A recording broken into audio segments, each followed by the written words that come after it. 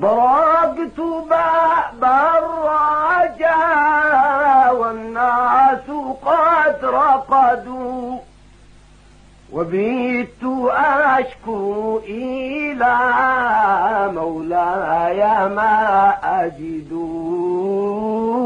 وبيت أشكو إلى مولاي ما أجد.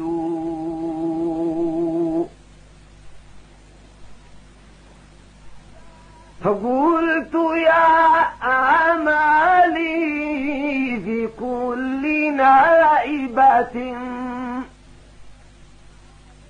ومن عليه لكشف الضر أعتمد، ومن عليه لكشف الضر